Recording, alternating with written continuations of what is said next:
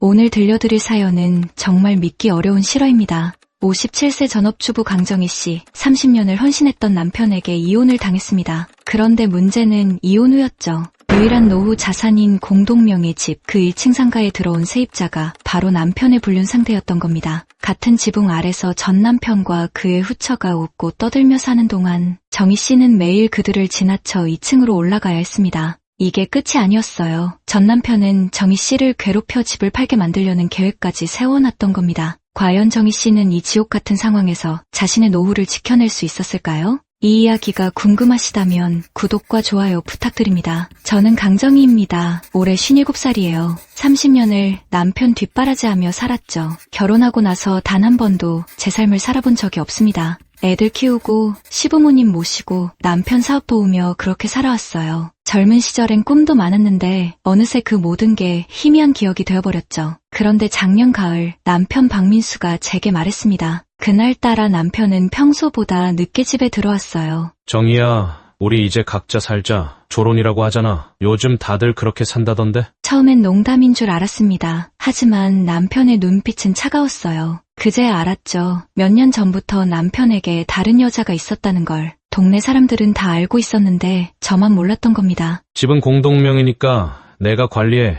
1층 상가 세 주면 그 돈으로 살 수 있잖아. 나는 내 인생 좀 살게. 편하게 살자는 말이 귀에 쟁쟁 울렸습니다. 남편은 이미 준비를 다 해놓고 저한테 통보하듯 말하는 거였죠. 이혼 서류도 이미 준비되어 있었습니다. 제 손은 덜덜 떨렸어요. 하지만 현실은 냉정했습니다. 통장엔 돈 한 푼 없었고 제 명의로 된 건 아무것도 없었죠. 단지 낡은 단독 주택만이 공동명의로 되어 있었습니다. 2층짜리 작은 주택이었어요. 1층은 작은 상가, 2층은 주거 공간이었죠. 남편은 제가 1층 상가를 세놓으면 그 돈으로 노후를 준비하라고 했습니다. 다른 선택지가 없었어요. 57살에 직장 경력도 없고 할 수 있는 일도 없었죠. 그래서 이혼 서류에 도장을 찍었습니다. 그 순간이 제 인생에서 가장 비참한 순간이었어요. 30년이 한순간에 무너져 내리는 기분이었죠. 이혼하고 일주일쯤 지났을 때 남편은 짐을 싸서 나갔습니다. 텅 빈 집에 혼자 남겨졌어요. 처음엔 울기만 했습니다. 억울하고 화나고 무엇보다 두려웠죠. 하지만 울고만 있을 순 없었어요. 당장 생활비가 필요했으니까요. 통장을 확인해보니 겨우 몇백만 원이 있었습니다. 그래서 부동산 중개소를 찾아갔어요. 1층 상가를 임대하려고요. 중개인은 보증금 2천만 원에 월세 80만 원 정도 받을 수 있을 거라고 했습니다. 많은 돈은 아니었지만 저한텐 생명줄이었죠. 한 달 만에 계약자가 나타났습니다. 계약서에는 김영숙이라는 50대 여성으로 되어 있었어요. 저는 안심했습니다. 비슷한 또래 여자라면 큰 문제는 없을 거라고 생각했죠. 보증금 2천만 원을 받았을 때 조금이나마 안도했습니다. 이사 날짜가 잡혔습니다. 한 달 뒤 토요일이었어요. 저는 2층에서 세입자가 오는 걸 기다렸죠. 그런데 아침 일찍부터 밖이 시끄러웠습니다. 창문을 통해 내려다보니 이삿짐 차가 와 있었어요. 그리고 젊은 여자 하나가 짐을 나르는 사람들에게 지시하고 있었습니다. 50대가 아니었어요. 많이 봐야 40대 초반쯤 돼 보이는 여자였죠. 화려하게 치장하고 있었습니다. 뭔가 이상했어요. 2층에서 내려갔습니다. 그리고 1층 현관 앞에 섰을 때 제 눈을 의심했습니다. 짐을 나르는 여자 옆에 남편 박민수가 서 있었던 거예요. 심장이 철렁 내려앉았습니다. 이게 무슨 상황인지 이해할 수 없었죠. 그때 그 여자가 저를 보더니 씩 웃었습니다. 안녕하세요. 저는 오재민이라고 합니다. 이제 여기서 상가를 운영할 거예요. 오재민, 그 이름을 듣는 순간 모든 게 이해됐습니다. 동네에서 소문으로만 듣던 그 여자였어요.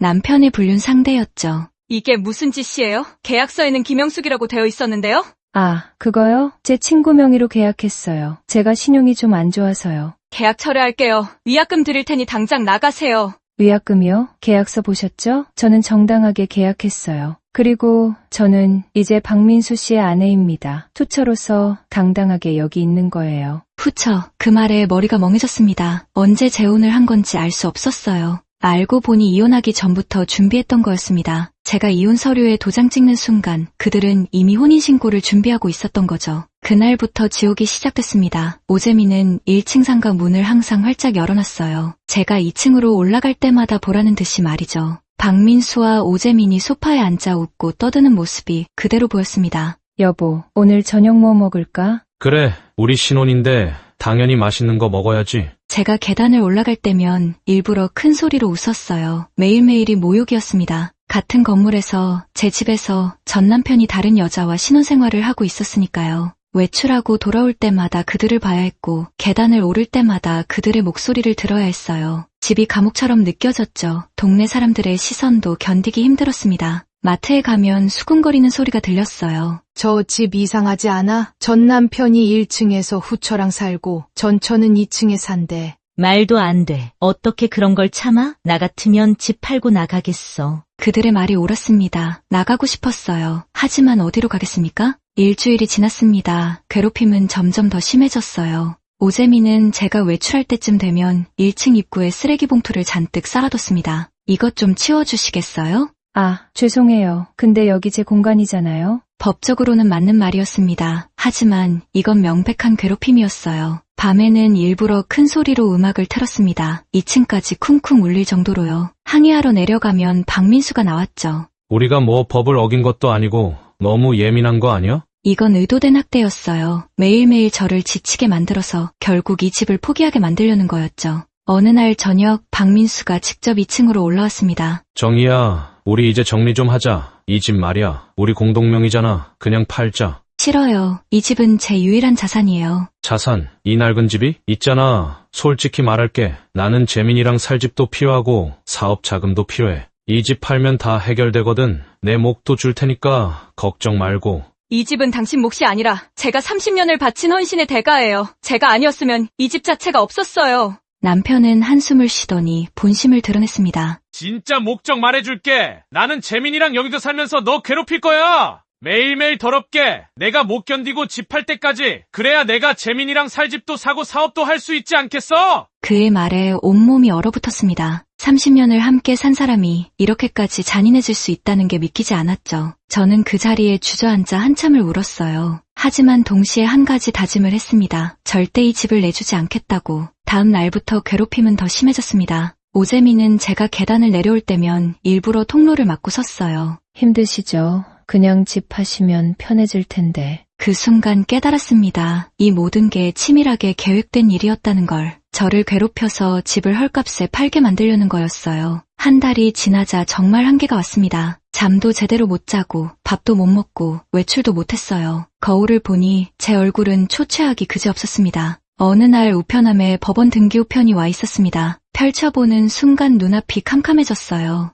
박민수가 공동명의 철회 소송 및 재산 분할을 제기한 겁니다. 집을 경매로 넘기겠다는 내용이었죠. 이 집을 잃으면 저는 정말 길에 남게 되는 겁니다. 포기할 수 없었어요. 다음날 용기를 내서 변호사 사무실을 찾아갔습니다. 젊은 여성 변호사가 저를 맞아줬어요. 어르신, 이건 명백한 협박성 매각 유도입니다. 전 남편분이 어르신을 심리적으로 압박해서 집을 헐값에 팔게 만들려는 거예요. 그럼 어떻게 해야 하나요? 법정에서 어르신의 주거 권리와 기여도를 강력하게 주장할 겁니다. 30년간 전업주부로서 가정에 기여한 점, 현재 다른 자산이 없다는 점, 그리고 전 남편의 의도적인 괴롭힘까지 이 모든 걸 증거로 제출할 거예요. 변호사의 말에 조금 희망이 생겼습니다. 변호사와 함께 증거를 모았습니다. 오재민과 박민수가 저를 괴롭히는 장면을 휴대폰으로 몰래 촬영했어요. 쓰레기 봉투로 통로를 막은 것, 밤늦게 시끄러운 음악을 튼 것, 모든 걸 기록했습니다. 동네 사람들의 증언도 받았어요. 생각보다 많은 사람들이 저를 도와주려 했습니다. 법정 날짜가 잡혔습니다. 법원에 들어서는데 다리가 후들거렸어요. 하지만 포기할 순 없었죠. 재판이 시작됐습니다. 박민수 측 변호사는 공동명의를 강조하며 경매를 주장했어요. 제 변호사가 반박했습니다.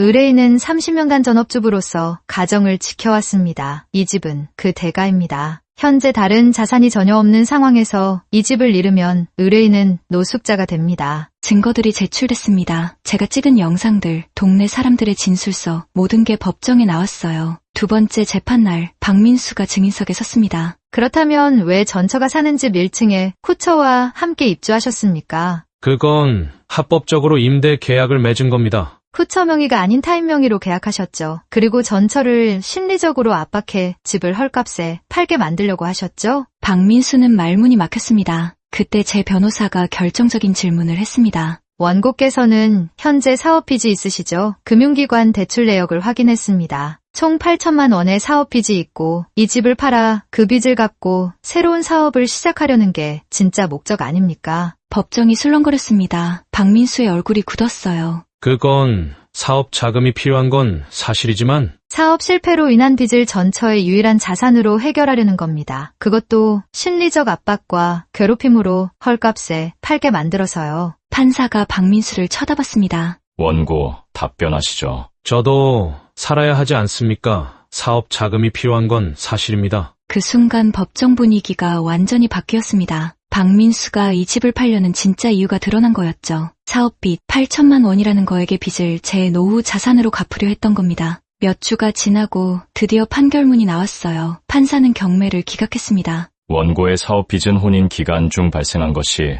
아니므로 피고가 책임질 의무가 없습니다. 또한 30년간의 혼인 기간과 기여도를 고려할 때 단순히 공동명의라는 이유만으로 경매를 진행하는 것은 형평에 맞지 않습니다. 완전한 승소는 아니었지만 경매만은 막을 수 있었습니다. 그리고 사업빚이 드러나면서 박민수의 지분 가치가 재평가됐어요. 법원은 박민수의 사업빚을 고려해 제가 매입해야 할 지분 금액을 대폭 낮춰줬습니다. 법원을 나오는데 박민수가 다가왔습니다. 결국 돈 없잖아. 어떻게 내 지분을 살 건데? 방법을 찾을 겁니다. 집에 돌아와 며칠 밤을 고민했습니다. 그러던 중 변호사에게서 연락이 왔습니다. 어르신, 좋은 소식이에요. 금융기관에서 시니어 주거 안정 대출 상품이 있답니다. 특히 법원 판결문에 사업빚 부분이 명시되어 있어서 대출 심사에 유리할 거예요. 희망이 보이기 시작했습니다. 저는 서류를 준비하고 은행을 찾아다녔어요. 한 달 뒤 드디어 대출이 승인됐습니다. 사업빚으로 인해 낮아진 지분 가격 덕분에 제가 감당할 수 있는 금액이었어요. 계약서에 도장을 찍는 순간 이 집이 완전히 제 것이 되었습니다. 제 명의로 된 단독주택 57년을 살면서 처음으로 제 이름으로 된 집을 갖게 된 거였어요. 눈물이 났습니다. 기쁨의 눈물이었죠. 나중에 후회할 거야. 늙어서 혼자 이 낡은 집에서 어떻게 살려고. 그리고 당신 사업빚, 제 돈으로 갚으려던 당신 계획은 영원히 실패예요. 잘 가요. 당신 걱정은 안 해도 돼요. 제 인생은 이제부터 제 것이니까. 며칠 뒤 오재과 박민수는 1층 상가에서 나갔습니다. 법원 판결로 임대차 계약이 무효 처리됐거든요. 그들이 완전히 떠난 뒤 저는 1층으로 내려갔습니다. 낡은 상가 공간이 텅 비어 있었어요. 저는 청소를 시작했습니다. 그들의 흔적을 하나하나 지워나갔습니다. 밖으로 나가 상가 간판을 올려다봤습니다. 낡고 색이 바랜 간판이었어요. 저는 사다리를 가져와 그 간판을 떼어냈습니다. 30년의 흔적을 지우는 작업이었죠. 간판이 떨어지는 순간 무언가가 끝났다는 느낌이 들었습니다. 며칠 뒤 저는 1층 공간을 둘러봤습니다. 결국 작은 공방을 만들기로 했어요. 예전부터 손재주가 좋았거든요. 30년 동안 집안일만 하느라 잊고 있던 취미였습니다. 목공 수업도 등록했어요. 동네 문화센터에서 시니어 대상으로 하는 수업이었죠. 처음엔 어색했지만 점점 재미있어졌어요. 몇 달 뒤 1층 공방이 완성됐습니다. 작지만 아늑한 공간이었어요. 공방 문을 열던 날 동네 사람들이 찾아왔습니다. 그동안 저를 도와줬던 분들이었어요. 정희 씨, 정말 대단하세요. 앞으로 잘 되실 거예요. 그들의 따뜻한 말에 눈시울이 붉어졌습니다. 이제 이 집은 완전히 제 것입니다. 낡고 작지만 제가 지켜낸 유일한 자산이죠. 제가 30년을 바쳐 얻은 대가이고 제 노후를 책임질 터전입니다. 57살 늦은 나이지만 새로운 시작이에요. 남편 뒷바라지, 아이들 키우기, 시부모 모시기 그런 일들에서 벗어나 이제는 저를 위해 살 겁니다. 공방을 운영하면서 조금씩 수입도 생기기 시작했습니다. 무엇보다 제가 직접 만든 작품을 누군가 사간다는 게 뿌듯했죠. 때로는 외롭습니다. 하지만 누군가에게 무시당하고 괴롭힘당하며 사는 것보다는 훨씬 낫죠. 외로움은 견딜 수 있지만 모욕은 견딜 수 없으니까요. 기억하세요. 여러분의 노후는 여러분이 지켜야 합니다. 30년을 바쳤다고 해서 가족이라고 해서 함부로 빼앗기면 안 돼요. 당당하게 싸우세요. 그게 우리가 살아온 세월에 대한 최소한의 예의니까요. 나이는 숫자일 뿐입니다. 57살에도 60살에도 70살에도 새로운 시작은 가능해요. 법적으로 도움이 필요하다면 주저하지 말고 전문가를 찾으세요. 혼자 버티려 하지 마세요. 도와줄 사람들은 생각보다 많습니다. 무엇보다 자신을 믿으세요. 우리는 수십 년을 살아온 사람들입니다. 그 세월이 헛되지 않아요. 우리에겐 경험이 있고 지혜가 있고 버틸 힘이 있습니다. 여러분은 이 이야기를 어떻게 생각하시나요? 댓글로 여러분의 의견을 들려주세요. 비슷한 경험이 있으시다면 용기 내어 나눠주시면 좋겠습니다. 우리 모두 서로에게 힘이 되어줄 수 있으니까요. 감사합니다. 다음 시간에도 통쾌한 사연으로 다시 찾아뵙겠습니다. 이 사연이 재미있으셨다면 구독과 좋아요 부탁드립니다.